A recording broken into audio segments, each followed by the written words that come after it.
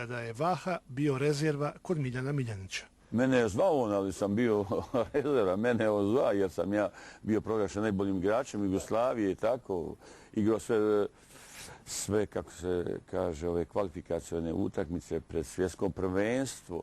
Čak su mi zabranili godinu dana da moram ostati i da igram u kući. Tek poslije u 29. godini su me pustili, neke su pustili u 27. mene u 29. godini. I kad je došlo svjetsko prvenstvo, kad sam trebao kao igrač da pokupim, kažem ja, plodove rada, truda, znoja i ambicija, jer sam otišao tamo kao strijelac, kao golgeter, imao sam želju, ima dobre su igrače koji su čak i tražili da ja igram,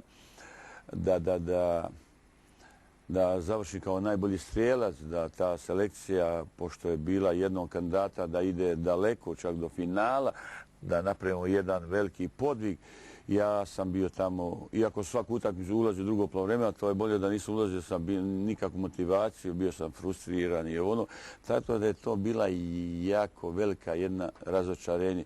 Sad jedanput me pitali novinari šta je bilo, pa kažem ja njima, bilo mi dugo prezime i nije moglo da stane. A to je, ja se malo šalim, a nažalost to je bila i prava istina. U Južnu Afriku je otišao da uspije i, kako kaže, izliječi frustracije iz 82.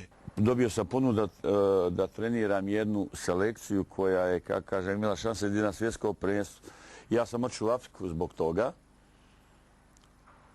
U svim mojim razmišljanjima, u svim mojim, kako kažem ja, tim sportskim ambicijama, vidio sam šansu da zaboravim frustraciju i 82. kao igrač. Kažem, idem kao trener da uspijem možda to.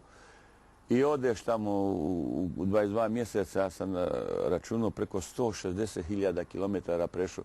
Znači, računajte, oko 5-6 puta zemaljsku kuglu sam ja obišao sa torpsacijom, izvanredne rezultate, kvalifikovao na briljantan način, najbolje rezultate u istoriji te nacije, države. Šta se desilo? Nije tamo prezime bilo dugačko? Nije, ali uvijek nešto ima jer sam ja takav tip igrača što kažu.